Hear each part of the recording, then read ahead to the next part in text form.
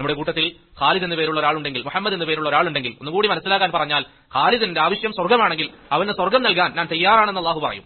മുഹമ്മദിന്റെ ആവശ്യം സ്വർഗ്ഗമാണെങ്കിൽ സത്യസന്ധമായി ഇഖ്ലാസോട് കൂടിയാണ് അവൻ മജ്‌ലിസിലിരുന്നെങ്കിൽ അവന് സ്വർഗ്ഗത്തിലേക്ക് പ്രവേശിക്കാനുള്ള കാരണമാണ് ആ ഇൽമിന്റെ സദസ്സിൽ പങ്കെടുക്കുന്നത് എന്ന് അള്ളാഹു മലക്കുകളും തമ്മിൽ സംഭാഷണം നടത്തും. നബി സല്ലല്ലാഹു അലൈഹി വസല്ലം പറയുന്നു, ഈ സംഭാഷണത്തിനൊടുവിൽ മലക്കുകൾ അള്ളാഹുവിനോട് പറയും, റബ്ബേ കാന ഫീഹിം അബ്ദുൻ, അവരുടെ കൂട്ടത്തിൽ ഒരാളുണ്ടായിരുന്നു, ഖത്താ, അയാളുടെ പ്രത്യേകത എന്താണെന്ന് റബ്ബേ ധാരാളക്കണക്കിന് തിന്മകൾ ചെയ്യുന്ന ഒരാളാണ്. തിന്മകൾ ചെയ്യുക എന്നൊക്കെ പറയുമ്പോൾ ഒരു പക്ഷേ നമ്മളെ തന്നെ ചിന്തിക്കുന്നതായിരിക്കും നല്ലത്. ധാരാളക്കണക്കിന് തിന്മകൾ ചെയ്യുന്ന ഒരാൾ റബ്ബേ അവരുടെ കൂട്ടത്തിൽ ഉണ്ടായിരുന്നു.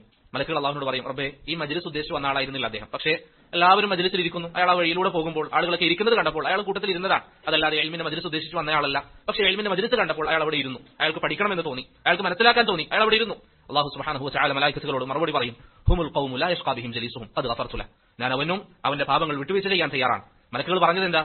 ധാരാളക്കണക്കിന് തെറ്റുകൾ ചെയ്യുന്ന ഒരു വ്യക്തിയാണ് ആ മജ്‌ലിസിൽ വന്ന് മജ്‌ലിസ് കണ്ടതിന്റെ പേരിൽ ഇരുന്നത് എങ്കിൽ പോലും അവന്റെ പാപങ്ങളടക്കം ഞാൻ അവന് മാപ്പാക്കി നൽകും. എന്തുകൊണ്ടാണ് മാപ്പാക്കി നൽകുന്നത്? ഹുമുൽ ഖൗമു ലാ യഷ്ഖാ ബിഹിം ജലീസുഹും, സത്യം മനസ്സിലാക്കാൻ, ഹഖ് മനസ്സിലാക്കാൻ, അല്ലാഹുവിനെ കുറിച്ച് പറയാൻ, റസൂലിനെ കുറിച്ച് പറയാൻ സംഘടിപ്പിക്കപ്പെട്ട സദസ്സിൽ അവൻ പങ്കെടുക്കാൻ തയ്യാറായത് കാരണത്താൽ അവന്റെ പാപവും ഞാൻ മാപ്പാക്കി നൽകുമെന്ന് അല്ലാഹു സുബ്ഹാനഹു വ തആല പറയുമെന്ന് ഇമാം ബുഖാരി മുസ്ലിം ഉദ്ധരിക്കുന്ന ഹദീസിൽ നമുക്ക് കാണാൻ സാധിക്കും. പ്രിയപ്പെട്ടവരെ, ഈ ഒരു ഹദീസ് പോലെ നമുക്ക് നിരന്തരം ദീനിന്റെ മജ്‌ലിസിൽ നാം ഇറങ്ങി പോകുമ്പോൾ നമ്മെക്കുറിച്ച് അല്ലാഹുവും മലക്കുകളും പരസ്പരം സംസാരിക്കുക എന്ന് പറഞ്ഞാൽ അതിനേക്കാളും വലിയൊരു പദവി നമുക്ക് ഏതാണ് ലഭിക്കാനുള്ളത്?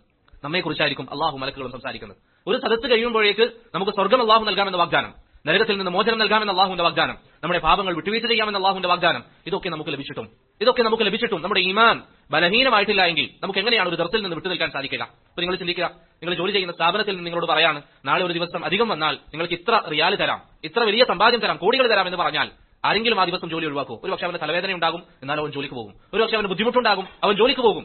പക്ഷേ അള്ളാഹുവിന്റെ വാഗ്ദാനത്തെക്കുറിച്ച് നമുക്ക് വേണ്ടതുപോലെ ബോധ്യമില്ല. അള്ളാഹു വാഗ്ദാനം നൽകുമ്പോൾ റബ്ബിന്റെ വാഗ്ദാനത്തെക്കുറിച്ച് പ്രിയപ്പെട്ടവരെ വേണ്ടതുപോലെ നാം മനസ്സിലാക്കാത്തത് കൊണ്ടാണ് ഈ രൂപത്തിലുള്ള അബദ്ധങ്ങൾ നമ്മിൽ നിന്ന് സംഭവിക്കുന്നത്. അതുകൊണ്ട് ദീനിന്റെ മജാലിസുകൾ അത് അള്ളാഹു നമുക്ക് നൽകിയിരിക്കുന്ന അനുഗ്രഹമാണ്. മലക്കുകൾ സന്നിഹിതരാകുന്ന സദസ്സാണത്. ഈ സദസ്സിൽ നിന്ന് പിരിഞ്ഞു കഴിഞ്ഞാൽ അള്ളാഹുവിങ്കൽ നിങ്ങളെക്കുറിച്ച് സംസാരിക്കപ്പെടാനുള്ള സദസ്സാണത്, സബബാണത് എന്നുള്ളത് നാം ഓരോരുത്തരും മനസ്സിലാക്കുക.